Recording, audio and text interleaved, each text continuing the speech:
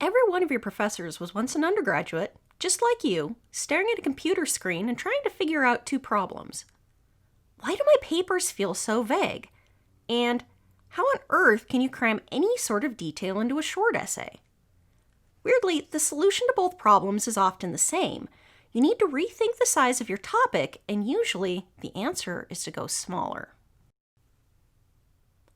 A topic like U.S. voting rights, for instance, could cover everything from the civil rights movements to women's suffrage, Native American voting rights, current voting struggles, gerrymandering, or whether or not felons can vote. And we're just getting started. If instead you cut this in half and only focus on voting rights in the present, now you can focus on things like implementation in the present, things that came after the U.S. Civil Rights Act. But you can take even a smaller sliver of that issue, voter ID laws for instance, and you can break that down into things like problems, implementation, legal challenges, and effectiveness. From here, you can focus just on your proposed solution, which is offering free IDs to everybody in your state. When it comes to writing essays, the problem with essay size is that it makes the amount of detail you can put into a paper inversely proportional to breadth. No matter what you do, a 1,000-word paper can still only contain 1,000 words. You can either spend those words on covering a broad array of things, like here, or instead, you can focus a lot of detail on just a few things. A really narrow topic means that it can be very deep and full of detail on that narrow topic, but a broad topic has to be very shallow to keep within the word limit. You can think of this in terms of swimming pools too. You can't dive in a kiddie pool without hitting your head. A diving pool needs to be deep, but not necessarily all that wide. When you keep a topic narrow, you give yourself permission to really dig deep into that topic and explain things in a lot more detail. You can get into the minutiae of the project, bring together a lot of evidence, and explain all the steps in your reasoning. If you try to do that in a broad paper, all you're going to get is a lot of frustration and a really bad headache. Think about it this way. Let's say that you pick a huge and non-specific topic like underage drinking, and you try to cover the entire topic in a 3-page paper. The best you can do is just to skim the surface. By the time you cover the intro and the conclusion, you really only have enough space to say 1 or 2 sentences on any part of the idea. Your paper is vague, doesn't have a lot of detail, and as a result, it's not going to score very well on a rubric.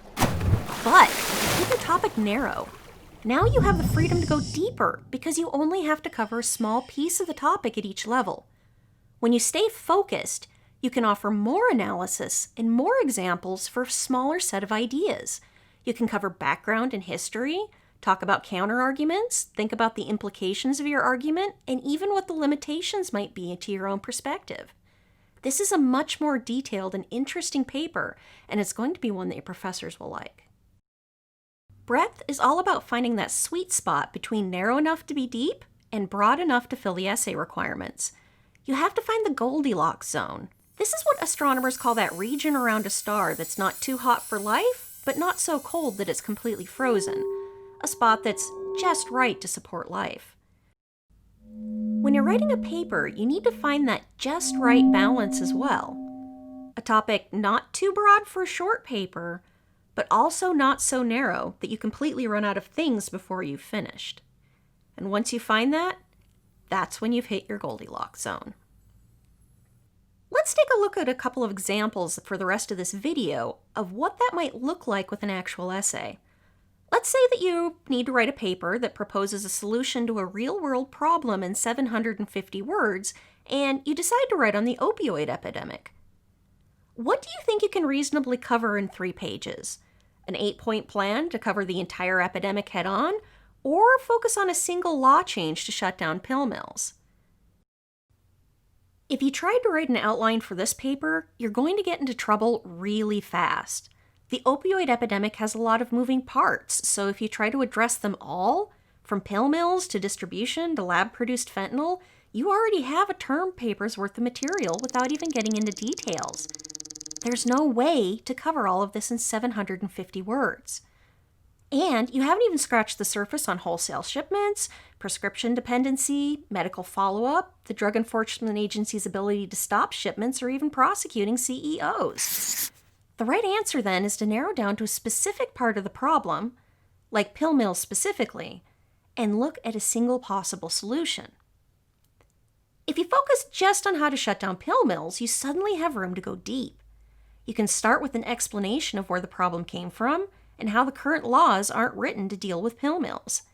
You can discuss all the possible solutions and then explain how your preferred answer, changing the way that clinics are certified and monitored, will allow the DEA to shut down suspicious clinics. This is a topic that you can do in 750 words. This is what the Goldilocks Zone looks like. The most common complaint I hear about narrowing your topic is, but if I narrow down all my topics like this, I'll never get to argue for a big idea. That's a fair complaint, but keeping your topic narrow doesn't mean giving up on making big claims. You can prove big scientific ideas by looking at a small sample, and you can do the same thing for your papers. For short papers, you just need to make your paper a case study, that is, looking at a representative sample. Make your essay an examination of a small corner of a really big idea. Let's say, for instance, you want to argue against the idea that people who play video games have poor social development, and you specifically want to argue that first-person shooter games can have great social communities built in. You can't cover the entire social history of first-person shooter games from the last 27 years, but you can look at one specific gaming community as an example, like Overwatch, for instance, or maybe Fortnite. Or maybe you want to research whether school children should be required to get a coronavirus vaccination, and you want to prove that by looking at previous examples of successful vaccination policy. You can't cover every booster shot from measles, mumps, and rubella to tetanus to chickenpox, but you can look at one sliver of the history. For instance, the United States polio program from the 1950s. And this, friends, is how narrowing your topic will actually give you more to write about. And that leads us to today's dirty little writing secret. If you feel like you're running out of things to say in a short paper, you probably need to go narrower, not broader. When you keep a topic narrow, you give yourself permission to linger on details and spend more time explaining them. Not only will your paper get better, it will get longer. Okay, I'll catch you in the next video.